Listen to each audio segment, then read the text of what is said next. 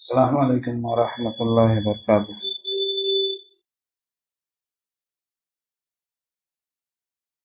نحمده ونصلي على رسوله الكريم، اما بعد۔ اعوذ باللہ من الشیطان الرجیم، بسم اللہ الرحمن الرحیم۔ فَلْيَحْذَرِ الَّذِينَ يُخَالِفُونَ عَنْ أَمْرِهِ أَنْ تُصِيبَهُمْ فِتْنَةٌ أَوْ يُصِيبَهُمْ عَذَابٌ أَلِيمٌ۔ وقال النبي صلی اللہ علیہ وسلم: لعن اللہ من ذبح لغیر اللہ، ولعن اللہ من سب والدیہ، ولعن اللہ من آوى محدثا، ولعن اللہ من غیر منار الارض۔ رواہ الامام مسلم رحمہ اللہ فی صحیح۔ محترم صدر اجلاس، استاذ گرامی فضیلت الشیخ احسن جمیل عبد البصیر المدنی حفظہ اللہ، امیر ضلعی جمعیت اہل حدیث بنارس، اور دیگر علماء کرام، بالخصوص ضلعی جمعیت اہل حدیث بنارس کے ناظم محترم فضیلت الشیخ جناب مولانا محمد اسامہ سلفی حفظہ اللہ، اور اسی طریقے سے مقامی جمعیت اہل حدیث مدن پورہ کے ذمہ داران، عہدیداران، ممبران، شرکاء مجلس، بڑی خوشی کی بات ہے کہ اللہ تبارک و تعالیٰ نے جمعیت اہل حدیث بنارس کے بینر تلے زیر اہتمام آج کے اس دعوتی پروگرام میں ہم لوگوں کو شرکت کرنے کا موقع ملا۔ جمعیت اہل حدیث کی کارکردگی، خاص کر کے دعوت و تبلیغ کے تعلق سے، جیسا کہ آپ محسوس کر رہے ہیں اور شیخ مسعود صاحب نے تذکرہ کیا کہ آپ کے یہاں مختلف طرح کا پروگرام ہو رہا ہے، اس موقع سے فائدہ اٹھانا چاہیے، اور جمعیت کے جو ذمہ داران محنت مشقت کر رہے ہیں، اس میں وقت لگا رہے ہیں، ان کے لیے دعا خیر کرنی چاہیے کہ اللہ تبارک و تعالی ان کے حسنات کو قبول فرمائے اور انہیں سماج کی خدمت کا مزید موقع عنایت فرمائے۔ محترم حضرات، آج کے اس پروگرام میں عظیم مقرر فضیلت الشیخ جناب مولانا فضل اللہ انصاری سلفی صاحب تشریف فرما ہیں۔ انشاءاللہ ہم لوگ ان کا بیان سنیں گے۔ میں آپ کے سامنے مختصر وقت کے لیے 2-3 باتیں قرآن حدیث کی روشنی میں بیان کرنا چاہتا ہوں، چونکہ ہم اہل حدیث مسلمان ہیں الحمدللہ۔ رب العالمین کا بہت بڑا احسان ہے کہ اللہ تبارک و تعالیٰ نے ہمیں مسلمان بنانے کے بعد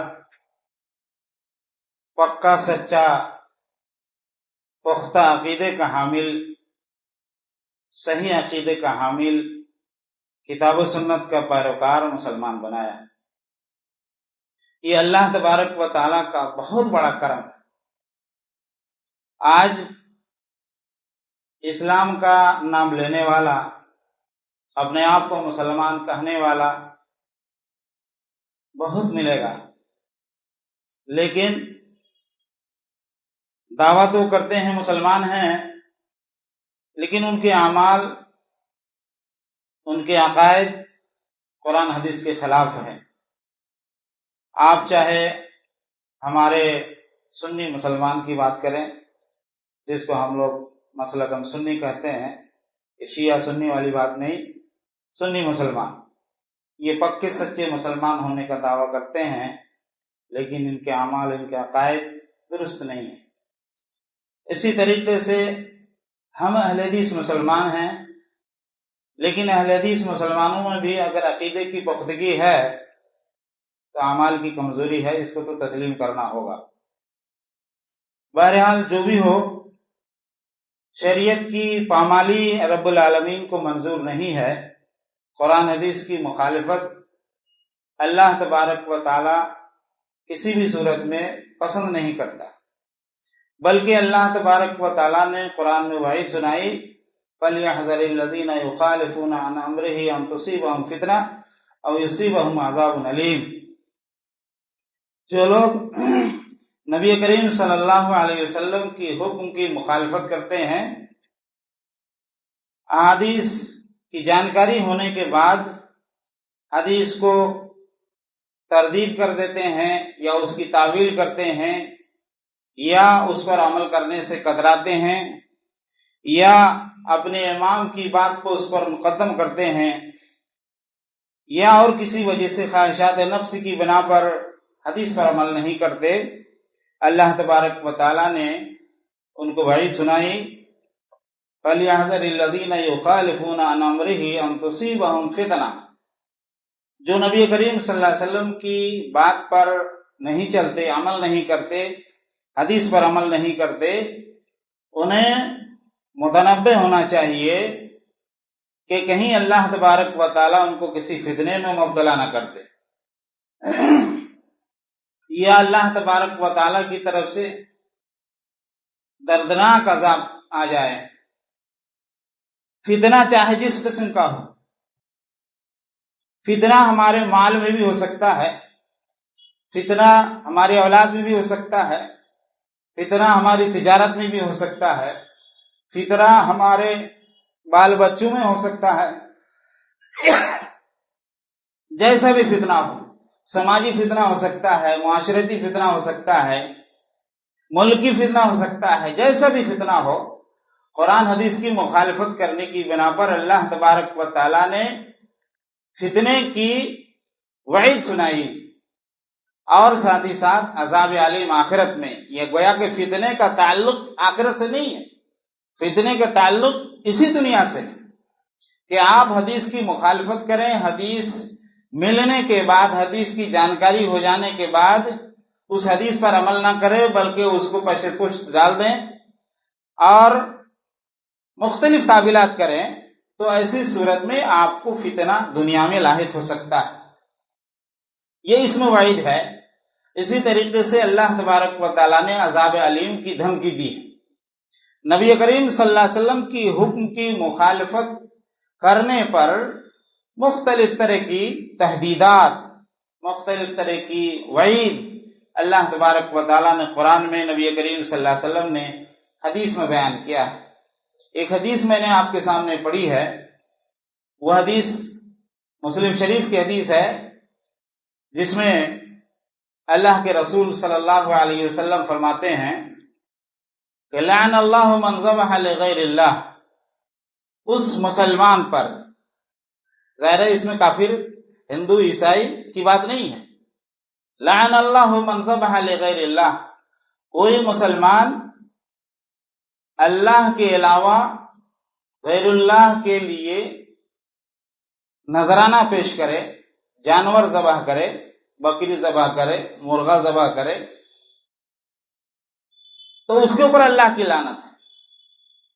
اس مسلمان پر اللہ کی لعنت ہے جو اللہ کے لیے ذبیحہ نہ پیش کر کے، قربانی نہ پیش کر کے، نذرانہ نہ پیش کر کے، اللہ کے علاوہ کسی دوسرے کے لیے وہ نذرانہ پیش کرے، ذبیحہ پیش کرے، قربانی پیش کرے، چاہے کسی مزار پہ جا کے کرے، چاہے کسی عرس کی مناسبت سے کرے، یا چاہے کسی اور مناسبت سے کرے، چاہے وہ اللہ کے علاوہ، چاہے نبی کے نام پر ہو، فرشتے کے نام پر ہو، ولی کے نام پر ہو، نانا دادا کسی کے نام پر ہو، اولاد کے نام پر ہو، کسی درخت کے نام پر ہو، کعبہ کے نام پر ہو.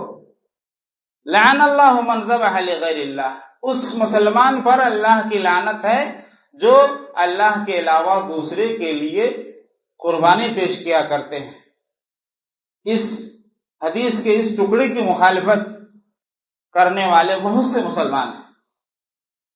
یا تو ان کو حدیث کی معلومات ہے، یا حدیث کی معلومات ہونے کے باوجود اس حدیث پر عمل نہیں کرتے. ظاہر ہے لعنت کا مطلب رحمت نہیں ہے، لعنت کا مطلب رحمت سے دوری۔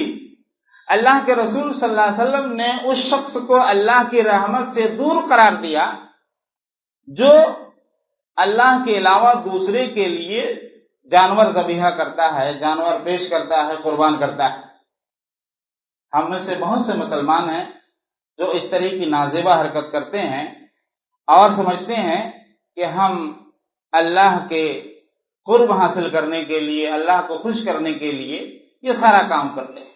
گویا کوئی مسلمان اللہ کے علاوہ دوسرے کے لیے اگر جانور ذبح کرتا ہے، قربانی کرتا ہے، تو اس کے اوپر پھٹکار ہے، لعنت ہے، اور یہ پھٹکار و لعنت کی کوئی تحدید نہیں ہے کہ یہ دنیا میں ہی حد تک یا آخرت میں صرف مطلق ہے کہ اللہ کے رسول صلی اللہ علیہ وسلم نے اللہ کی طرف نسبت کر کے کہ اللہ کی لعنت ظاہر ہے، جس میں اللہ کی لعنت ہوگی جس کے اوپر، اس کے اوپر اللہ کے رسول صلی اللہ علیہ وسلم کی بھی لعنت ہوگی۔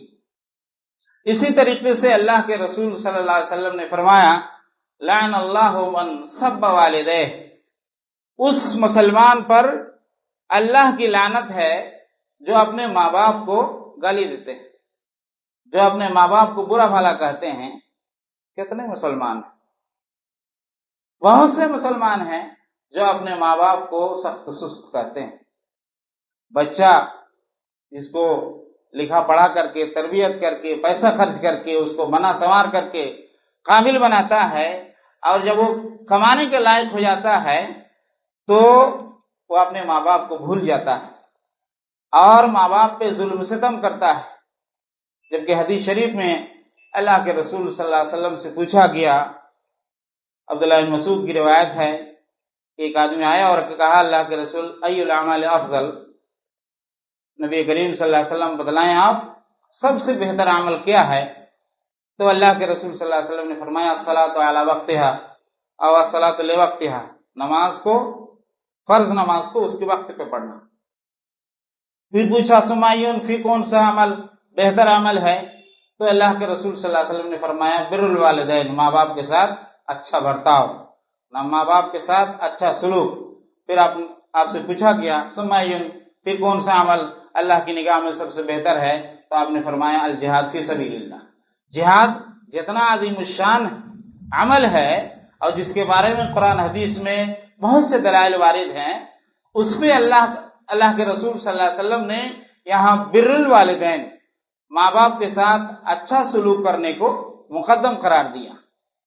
آج بڑے افسوس کی بات ہے، سماج میں دیکھا جاتا ہے، معاشرے میں دیکھا جاتا ہے کہ بہت سے ناہنجار قسم کے لوگ جن کی صحیح تربیت نہیں ہو سکی، جن کی صحیح تربیت خود ان کے والدین نے نہیں کی، یا سماج میں غلط لوگوں کی صحبت کی وجہ سے وہ بگڑ گئے، وہ نوجوان وہ اپنے ماں باپ پر ظلم و ستم کرتے ہیں، گالیاں دیتے ہیں، برا بھلا کہتے ہیں، پٹائی کرتے ہیں اور نہ جانے کیا کیا کرتے ہیں۔ بلکہ سننے میں آتا ہے اور تاریخ میں حدیث کی کتابوں میں ملتا ہے کہ بہت سے ظالم لوگ ایسے ہوتے ہیں، ایسے نوجوان جو اپنے ماں باپ کو گھر سے بھی نکال دیتے ہیں، روڈ پہ پھینک دیتے ہیں۔ میرے بھائیوں، اللہ کے رسول صلی اللہ علیہ وسلم کی لعنت ہے اس نوجوان کے اوپر جو اپنے ماں باپ کو لعن طعن کرتا ہے، گالی دیتا ہے، برا بھلا کہتا ہے۔ حدیث میں ہے لعن اللہ من سب والدیہ، اللہ کی لعنت ہے اس مسلمان کے اوپر جو اپنے ماں باپ کو گالی دیتا ہے۔ دوسری حدیث میں اللہ کے رسول صلی اللہ علیہ وسلم سے پوچھا گیا کہ کوئی اپنے ماں باپ کو گالی دے سکتا ہے؟ یہ ممکن ہے؟ ممکن نہیں ہے۔ کتنا بڑا احسان ہے ماں باپ کا ایک بچے کے اوپر۔ آپ اپنے طور پر اس کے تصور کیجئے کہ ماں باپ کے کتنے احسانات ہیں اپنی اولاد کے اوپر۔ ان ساری احسانات کے نیچے دبے ہونے کے باوجود کوئی اپنے محسن کے ساتھ، اپنے مربی کے ساتھ اس طرح کا برتاؤ کرے اور گالی دے، ایسا ہو سکتا ہے؟ نبی کریم صلی اللہ علیہ وسلم نے فرمایا کہ یسب الرجل ابا الرجل فیسب ابا، ہم اپنے ماں باپ کو گالی اگر ڈائریکٹ نہ دیں تو کسی سے جھگڑا ہو، کسی سے اختلاف ہو، تنا تنی ہو اور بات آگے بڑھ جائے تو اس وقت ہم اس کو گالی دیں، پھر اس کے باپ کو بھی گالی دیں، تمہارا باپ ایسا ہے، جو بھی گالی ہو اپنے اپنے لہجے میں، اپنے اپنی زبان میں. تو جب آپ اس کے باپ کو گالی دیں گے، اس کے ماں باپ کو گالی دیں گے، اس کو بھی طیش آئے گا، وہ بھی بدلے میں کہے گا تیرے ماں باپ ایسا ہی. تو گویا کہ آپ سبب بنے کس چیز کے؟ اپنے ماں باپ کو گالی دینے کے.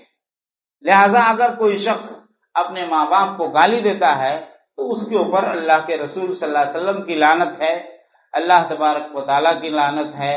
ہمیں والدین کے ساتھ اچھا برتاؤ کرنے کی اللہ تبارک و تعالیٰ توفیق دے. اللہ رب العالمین کی توحید کے بعد، اس کی عبادت کے بعد سب سے زیادہ اگر کوئی ہمارے حسن سلوک کا مستحق ہے اس کائنات میں، اس دھرتی کے اوپر، تو سب سے زیادہ ہمارے ماں باپ ہیں. ماں باپ کے سلسلے میں اور بھی بہت سی حدیثیں ہیں. ایک صحابی آئے اللہ کے رسول کے پاس اور کہا اللہ کے رسول من احق الناس بحسن صحابتی یا رسول اللہ، میرے حسن سلوک کا سب سے زیادہ مستحق کون ہے؟ اللہ کے رسول صلی اللہ علیہ وسلم نے فرمایا تیری ماں. امک کا ثم من کا امک، پھر پوچھا ثم من کا امک. 3 مرتبہ اللہ کے رسول صلی اللہ علیہ وسلم نے فرمایا کہ تیری ماں تیرے حسن سلوک کا مستحق ہے. 4تھی مرتبہ جب پوچھا تو اللہ کے رسول صلی اللہ علیہ وسلم نے فرمایا ابو، تمہارے ابا محترم جو تمہاری دیکھ ریکھ کے لیے محنت کرتے ہیں، انتظام کرتے ہیں، تعلیم و تربیت کے لیے پیسہ اکٹھا کرتے ہیں، خرچ کرتے ہیں، یہ تمہارے 4تھے نمبر کے مستحق ہیں تمہارے حسن سلوک کا. لیکن اس سے پہلے 3 مرتبہ اللہ کے رسول صلی اللہ علیہ وسلم نے فرمایا کہ تمہاری ماں تمہارے حسن سلوک کا مستحق ہے. بہت سے لوگ غلطی کرتے ہیں کہ ماں کو اچھا سمجھتے ہیں یا ماں سے اچھا برتاؤ کرتے ہیں، باپ سے نفرت کرتے ہیں. کچھ لوگ ایسے ہوتے ہیں جو اپنے ابا سے قربت رکھتے ہیں اور ماں کو بھی گالی دیتے ہیں. یہ انصاف نہیں ہے. آپ سوچتے ہوں گے کہ ہم تو ابا کے ساتھ اچھا برتاؤ کر رہے ہیں، ڈھنگ سے مل رہے ہیں، اور پھر اماں سے اچھا سلوک نہیں کر رہے ہیں، یا اس کا الٹا کرتے ہیں. تو بہرحال یہ کار خیر نہیں ہے اور اس پہ کوئی ثواب نہیں ملے گا، چونکہ آپ ایک کو دور کر کے ایک کو قریب کرنے کی کوشش کرتے ہیں. اور حدیث میں دونوں کے ساتھ اچھا برتاؤ کرنے کا حکم دیا گیا ہے. تو اس مسلمان پر، اس نافرمان مسلمان پر اللہ کی لعنت ہے جو اپنے ماں باپ کو گالی دیتے ہیں. نبی کریم صلی اللہ علیہ وسلم نے فرمایا لعن اللہ من آوى محدثا، اس نافرمان مسلمان پر اللہ کی لعنت ہے جو کسی بدعتی کو پناہ دیتا ہے، جو کسی بدعتی کی توقیر کرتا ہے، کسی بدعتی کی تعظیم کرتا ہے. کوئی ایسا شخص جو شریعت کے اندر نیا کام کر رہا ہے، نیکی سمجھ کر کے، عبادت سمجھ کر کے کوئی نیا کام کر رہا ہے جس کا ثبوت قرآن حدیث میں نہیں ہے، یا جس کا ثبوت صحابہ تابعین کی سیرت میں، تاریخ میں، ان کے کردار میں نہیں ملتا، حدیث میں نہیں ملتا، وہ نیا کام ہم کر رہے ہیں. جیسے آج کل بہت سے مسلمان میلاد مناتے ہیں، عید میلاد النبی مناتے ہیں. ہم لوگ سنتے تھے شریعت کے اندر 2 ہی عید ہے، عید الفطر اور دوسرا عید الاضحیٰ، لیکن مسلمانوں نے ایک تیسری عید ایجاد کر لی، عید میلاد النبی. ظاہر ہے اس طریقے سے شریعت کی مخالفت کرنا نہایت غلط بات ہے. لیکن جب ہماری فکر کج ہو جائے، ہماری فکر سلیم نہ ہو، تو ایسی صورت میں ہمارے اندر اس طرح کی خرابی آ سکتی ہے. تو اللہ کے رسول صلی اللہ علیہ وسلم نے فرمایا لعن اللہ من آوى محدثا، اس مسلمان پر اللہ کی لعنت ہے جو کسی بدعتی کو پناہ دے، کسی بدعتی کی تعظیم کرے، کسی بدعتی کو سپورٹ کرے. آپ کہیں گے مولانا اگر ہم ایسا کریں گے تو سماج میں انتشار ہوگا.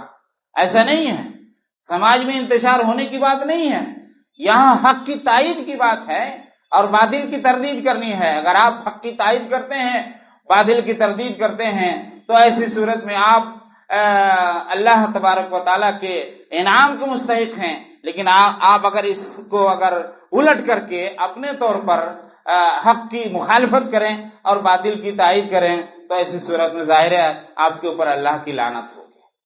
لعن اللہ من آوى محدثا، محدث چاہے عمل کے اندر محدث ہو یا دین کے اندر محدث ہو، دین کے اندر احداث عقیدے کے تعلق سے ہوتا ہے اور عمل کے اندر احداث جرائم کے تعلق سے ہوتا ہے۔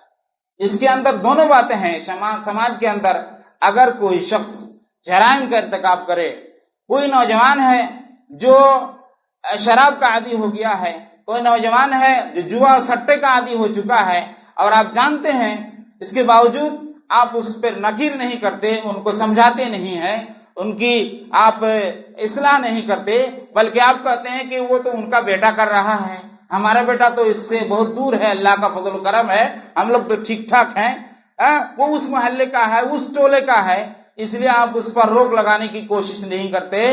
کل ہو کر کے اس ٹولے سے اس ٹولہ آنے میں دیر بھی نہیں لگے گی۔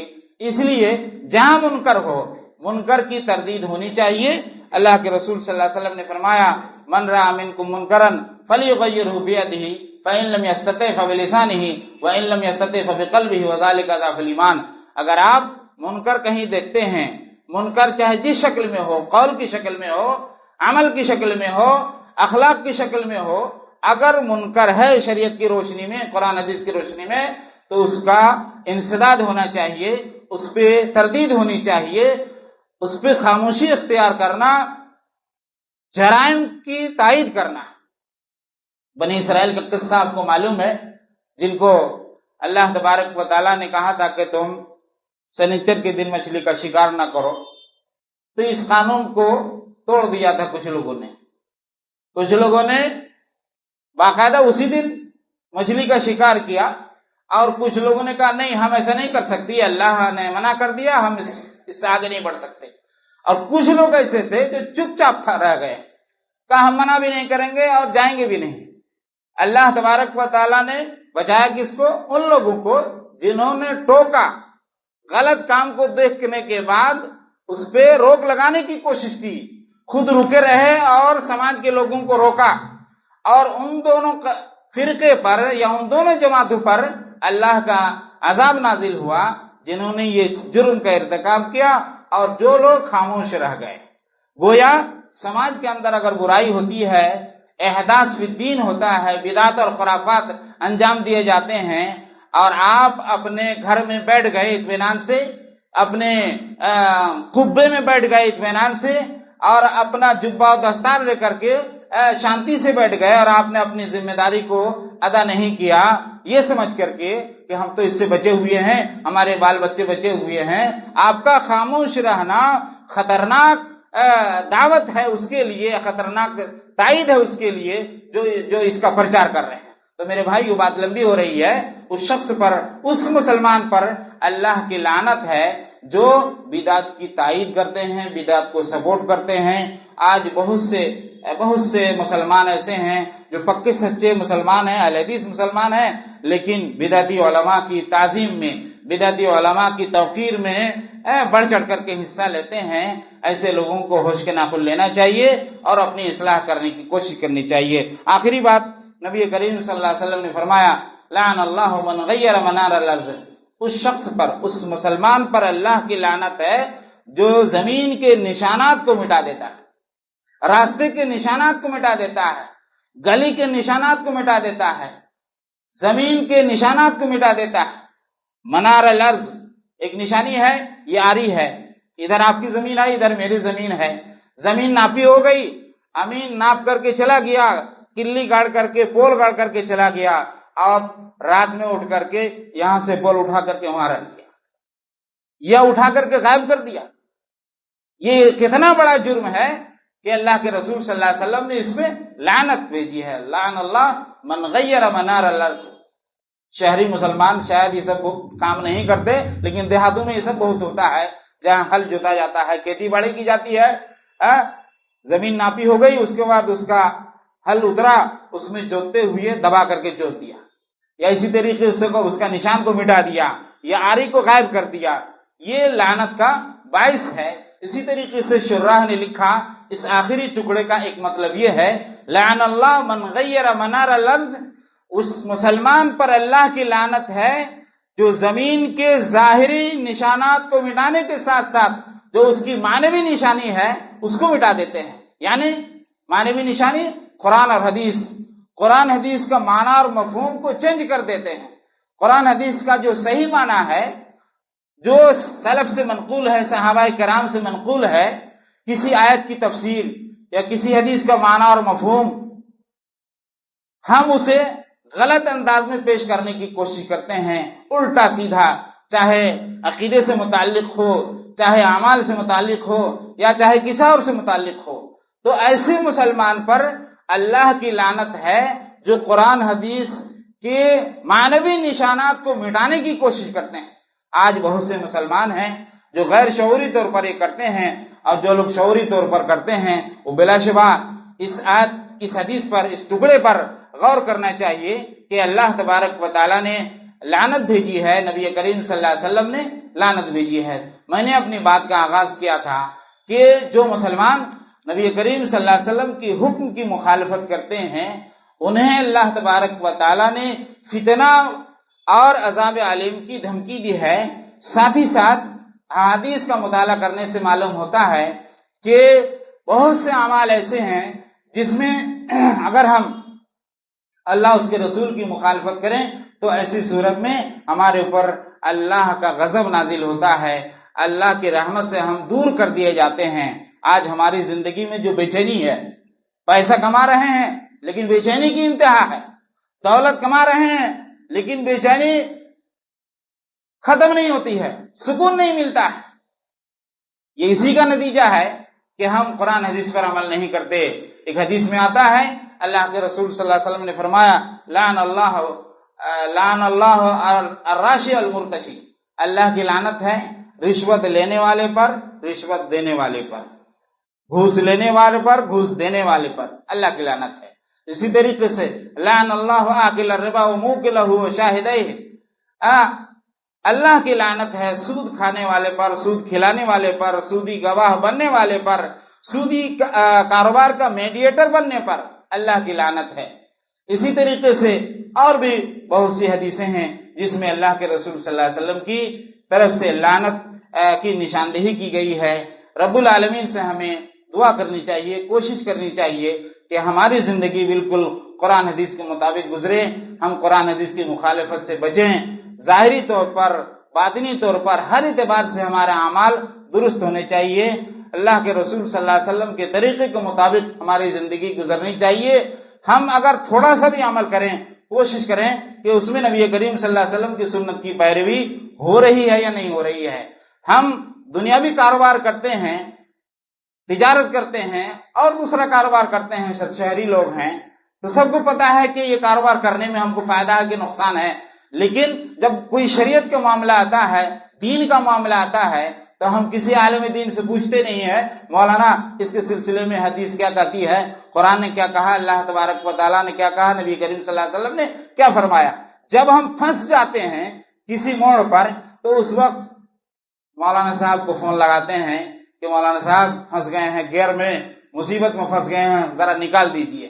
کوشش کیجئے پھنسنے سے پہلے آپ علماء کرام سے رجوع کریں۔ الحمدللہ یہ جمعیت اہل حدیث بنارس کہ علماء کرام، ذمہ داران، اور خاص کر کے ہمارے استاد محترم فضیلت الشیخ حضرت مولانا احسن جمیل السلفی المدنی حفظہ اللہ جہاں دیدہ شخص ہیں، اور ان کے فیوز و برکات سے آپ مستفید ہوں، اور اس کے علاوہ جو ان کے معاونین ہیں ان سے بھی۔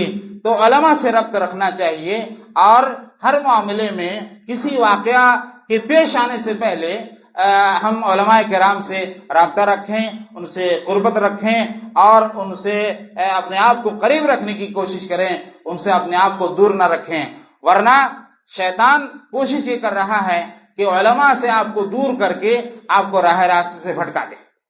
شیطان کی یہ بھی کوشش ہے کہ ہمیں قرآن اور حدیث سے دور کرے، کیسے؟ پہلے علماء سے دور کر دیں، علماء کے بارے میں بدظنی پیدا کر دیں کہ فلاں عالم ایسا ہے، فلاں عالم ایسا ہے، فلاں عالم ایسا ہے، مولانا نادر لطفی صاحب فلاں ایسے ہیں، یہ اسامہ صاحب ایسے ہیں۔ پھر بچے کون سماج کی اصلاح کرے گا؟ کس کی بات ہم سنیں گے؟ اس لیے شیطان ہمارے دماغ میں یہ بات ڈالنے کی کوشش کرتا ہے، اور حدیث کے مطابق ان شیطان یجری من الانسان مجری الدم، شیطان ہمارے رگ رگ میں دوڑ رہا ہے، ہمیں علماء سے محبت کرنے سے دور رکھنے کی کوشش کر رہا ہے۔ اس لیے ہماری اپیل ہوگی کہ ہم اپنے تمام معاملات میں علماء کرام سے رابطہ رکھیں، علماء کرام سے استفسار کریں، مسئلے مسائل پوچھیں۔ الحمدللہ اس طرح کا جو پروگرام ہو رہا ہے صرف خطابی نہ ہو، اس میں سوال و جواب کا آپشن ہو، اور اس کا فائدہ ہم لوگ اپنے طور پر بھی دیکھتے ہیں، بہت زیادہ فائدہ ہوتا ہے۔ خطاب سے جتنا فائدہ نہیں ہوتا، تقریر سے جتنا فائدہ نہیں ہوتا، سوال و جواب سے اس سے ڈبل فائدہ ہوتا ہے۔ ہر ایک آدمی بیٹھا ہوا ہے، اس کے دل میں سمجھ میں نہیں آ رہا ہے کیا ہوگا کیا نہیں ہوگا، پوچھ لیا تو اس سے اس کو سکون ملتا ہے، اس کے بعد پھر وہ عمل کرتا ہے۔ بہرحال ہمیں قرآن حدیث کے مطابق زندگی گزارنے کی کوشش کرنی چاہیے، اور سماج کی اصلاح میں جو بھی پیش رفت ہونی چاہیے اس سلسلے میں ہمیں پیچھے نہیں ہٹنا چاہیے۔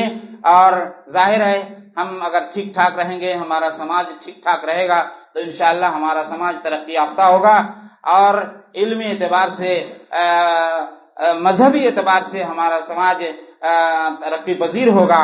اور اگر ہم اس سلسلے میں کسی طرح کی کوتاہی کریں گے تو پھر سوال ہوگا این علماؤکم، تمہارے علماء کہاں ہیں؟ سماج میں ساری برائی ہو رہی ہے، شادی کے تعلق سے، بدعت و خرافات کے تعلق سے، ماں باپ پر انیائے ہو رہا ہے، لیکن کوئی کہنے والا نہیں ہے۔ پڑوس میں اس کے بوڑھے باپ پر ظلم کر رہا ہے جوان بیٹا، بغل میں اس کا پڑوسی ہے، سوچتا ہے کہ نہیں چلو رہنے دو، اس کو پٹ رہا پٹنے دو، جی نہیں، اس کی پٹائی آپ تک کیا کہتے ہیں موت بھی ہو سکتی ہے۔ اس لیے جہاں کہیں برائی ہو اس برائی کو روکنا چاہیے، ختم کرنا چاہیے۔ رب العالمین سے دعا ہے کہ اللہ تبارک و تعالی ہمیں قرآن حدیث پر عمل کرنے، صحیح راستے پر چلنے، صراط مستقیم پر چلنے، سماج کی اصلاح کرنے، سماج کی برائیں کی ایک ایک کر کے اصلاح کرنے کی ہمیں توفیق دے، اور ہماری زندگی قرآن حدیث کا آئینہ ہو۔ قرآن حدیث پر عمل کرنے کے ساتھ ساتھ اس کی دعوت، اس کی تبلیغ، اس کا پرچار و پرسار کرنے کی اللہ تبارک و تعالی ہمیں توفیق دے۔ رب العالمین سے دعا ہے کہ اللہ تبارک و تعالی ہم نے جو بات کہی ہے اس پر عمل کرنے، جو بات ہم نے سنی ہے اس پر عمل کرنے کی توفیق دے۔